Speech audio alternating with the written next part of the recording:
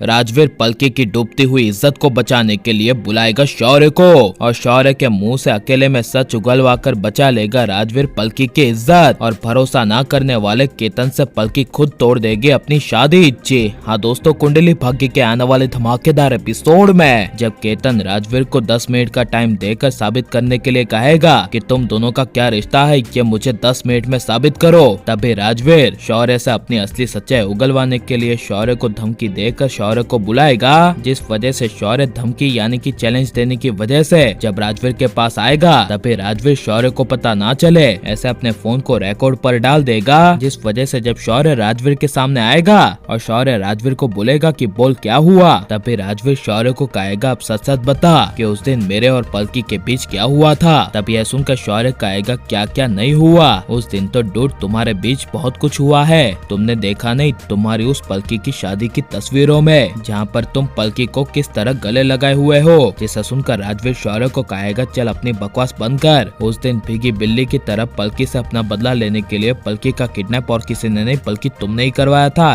ये मुझे पता है। जिसे सुनकर शौर्य को काफी बड़ा शौक लगेगा और शौर्य मन में डरते हुए राजवीर को कहेगा मैंने नहीं करवाया किडनैप, मैं ऐसी हरकतें कर ही नहीं सकता। जिसे सुनकर तभी राजवीर कहेगा कि तू ऐसी हरकतें कर ही नहीं सकता तो इसीलिए तो तुमने हमारी फोटो खींच ली और वो भी उस एंगल से खींची जिस एंगल से सबको लगे कि हम लोग कुछ कर रहे हैं। तभी यह सुनकर शौर्य कुछ बोल नहीं पाएगा और जब राजवीर शौर्य को कहेगा कि तुझे उस दिन के बारे में साफ साफ पता है कि उस दिन मैं पलकी को बचाने गया था और मैं पलकी को उस तस्वीर में बचा ही रहा हूँ जहाँ पर पलकी के हाथों को तुमने बांध दिया था, मैं उन्हीं हाथों को खोल रहा था। जिसे सुनकर शौर्य को काफी ज्यादा गुस्सा आ जाएगा और गुस्से से शौर्य कहेगा हाँ तो मैं क्या करूँ। तभी राजवीर कहेगा कि तुमने मुझसे और पलकी से बदला लेने के लिए ये सब किया। शौर्य मुझे तुम पर घिन आती है, तुम इतने बड़े घर के लड़के होने के बावजूद इतनी चीप हरकतें करते हो। जिसे सुनकर शौर्य गुस्से में अपनी गलती मानते हुए कहेगा कि हाँ मैंने वो सब किया, लेकिन तुमने क्या किया, तुमने क्या मेरे साथ हमेशा सही किया।